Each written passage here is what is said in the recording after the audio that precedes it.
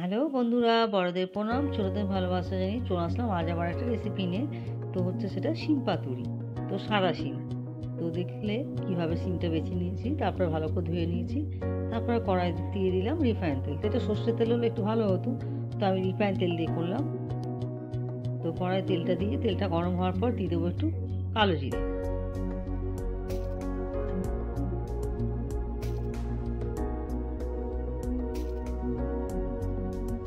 তারপর দিয়ে দেবো ধোয়া শিম করার সঙ্গে চেরা কাঁচা লঙ্কা দিয়ে ভালো করে নেড়ে চেড়ে কষিয়ে নেব।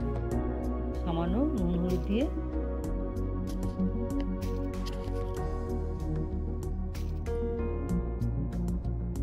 তো এভাবে কে কে খেয়েছো জানাবে,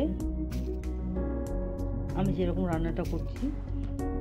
আর যদি খেয়ে না থাকে আবার করে খেয়ে দেখবে, তার সাথে যদি গরম গরম ভাত হয়, পুরো ভাতটাই যেন এটার সাথে খাওয়া যাবে, এতটাই সুন্দর স্বাদের হয়।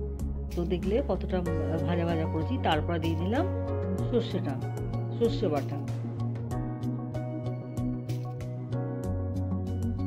মানে বেশ শিমটা যখন সেদ্ধ প্রায় হয়ে আসবে, তখন সর্ষেটা দিয়ে আবার একটু কষিয়ে নিয়ে দিয়ে দেবো সামান্য পরিমাণে জল।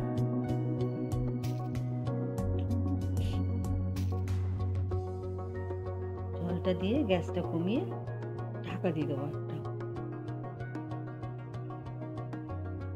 যেটুকু সেদ্ধ হওয়া বাকি ছিল শিমটা, সেটা পুরোটা সেদ্ধ হওয়ার জন্য। তো মাঝে মধ্যে যে ঢাকা খুলে দেখে নিয়েছি আমি। তো দেখলে শিমটা সেদ্ধ হয়েছে, তারপরে একটু সামান্য পরিমাণে মিষ্টি দিয়ে দিলাম, চিনি। আবার নেড়ে চেড়ে নেবো। এবার গ্যাসের ফ্লেমটা বাড়িয়ে দিয়ে ভালো করে শুকনো করে মাখা করে নেবো। তো আমার ভিডিওটা যদি ভালো লেগে থাকে তো একটা লাইক ও সাবস্ক্রাইব করে দেবে।